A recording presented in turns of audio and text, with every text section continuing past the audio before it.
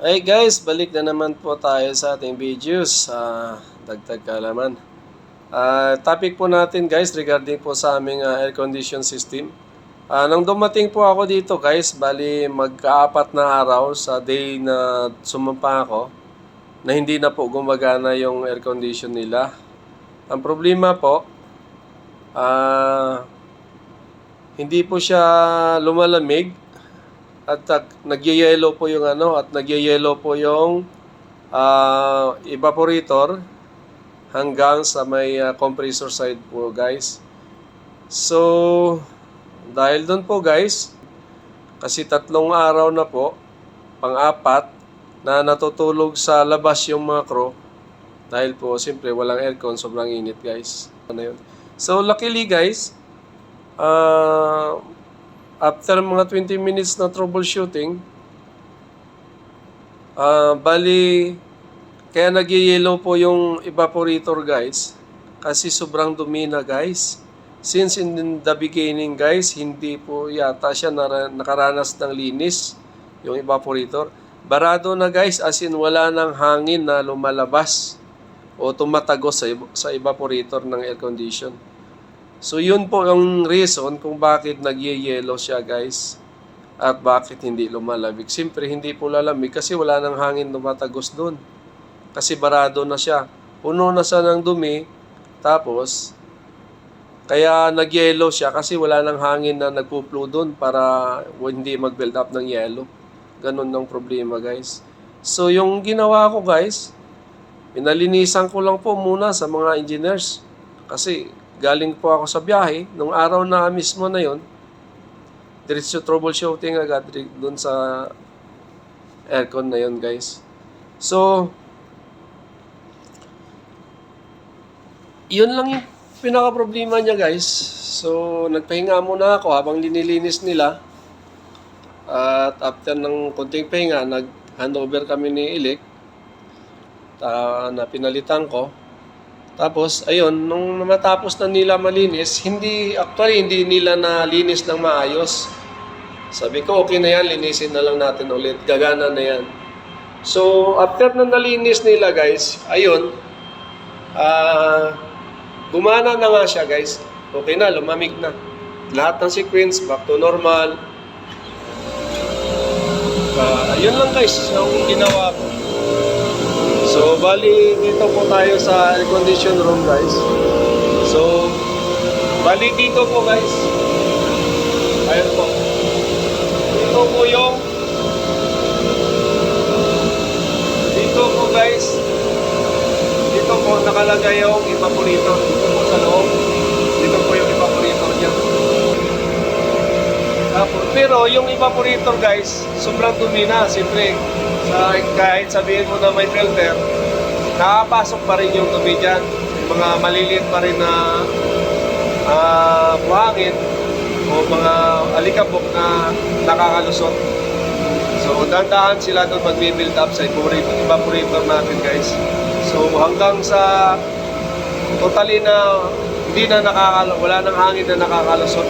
So, yun yung reason kung bakit na sa troubleshooting ko, nung nakita ko na sobrang tinanggal ko yung filter, sinilip ko yung evaporator, sobrang dumi talaga guys.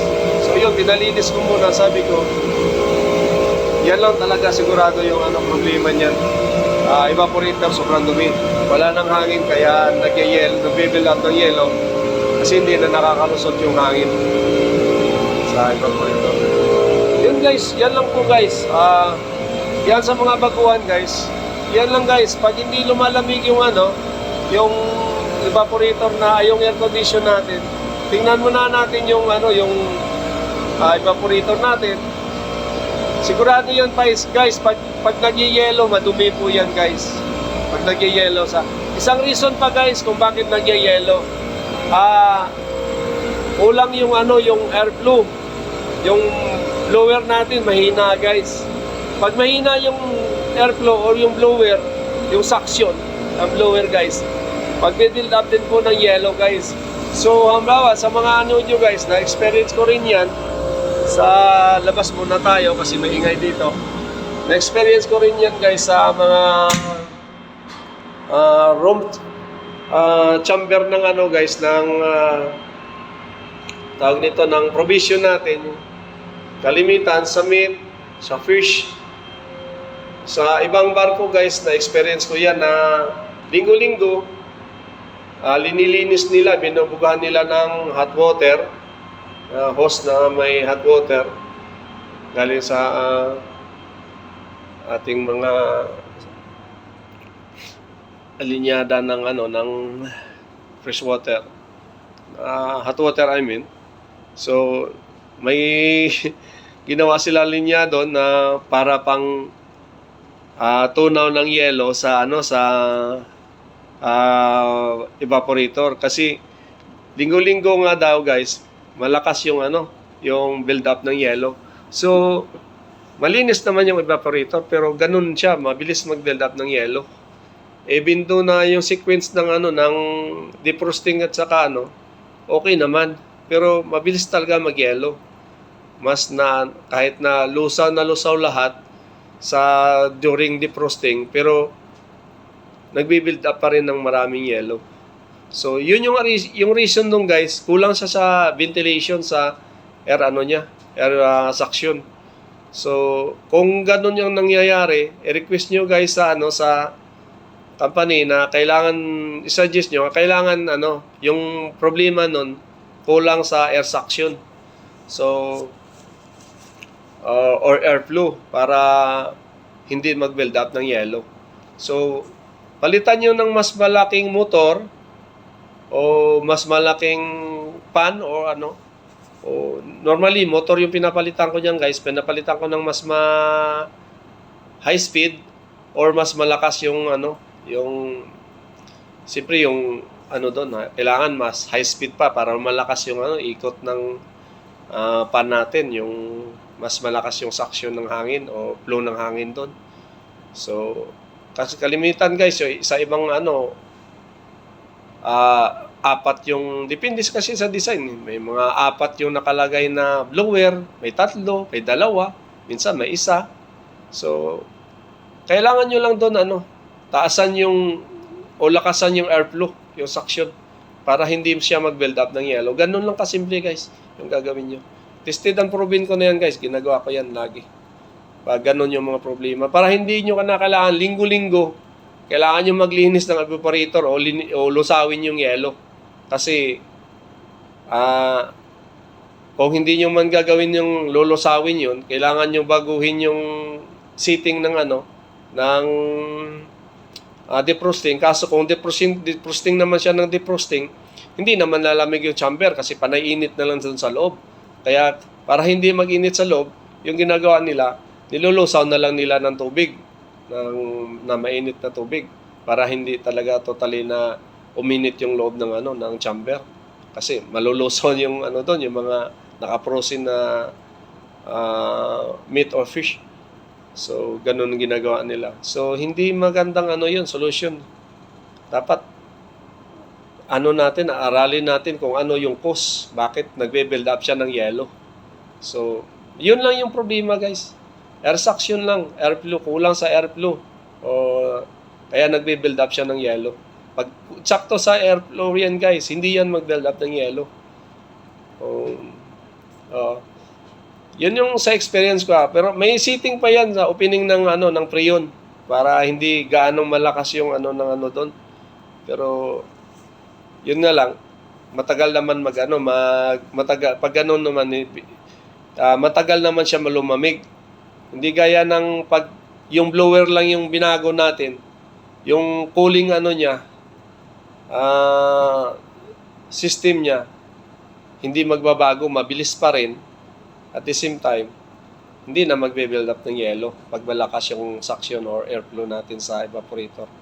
Ganun lang kasimple guys yung gagawin nyo pag naka-encounter kayo ng ganung problema. Para at least hindi na tayo pa linggo-linggo maglilinis nun. Naabala din yun guys. Lalo na pag yung barko maluma. Maraming trabaho, maraming kailangan gawin, maraming troubleshooting.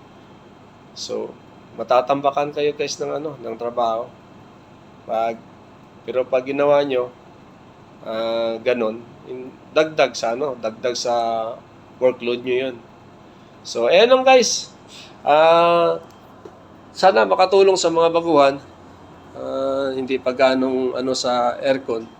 Ako, hindi rin ako ganong ano guys. Nung bago ako, hindi rin akong bihasa sa aircon kasi sa pinanggalingan natin, hindi naman laging ganyan yung araw-araw na ginagawa sa natin. Kaya ganon yung nangyayari. So, sa katagalan natin on board, so natututo tayo. At saka sa kakabasa-basa ng mga sa Google, saka Google natin, natututo tayo kung anong mga nangyayari at saka anong gagawin natin. So yan lang guys, pag medyo basa-basa din tayo, pag may time tayo, para at least hindi tayo mahihirapan sa trabaho natin. So, thank you for watching guys. Magpapahinga na po ako. Sana nakatulong sa inyo yung mga tips at saka ginawa ko dito. Thank you guys. Sundan nyo pa yung mga videos ko. Like and follow nyo para maganahan po tayo magbigay ng mga kunti kaalaman sa mga pagguhan. Okay, thank you. Bye guys. Bye-bye po.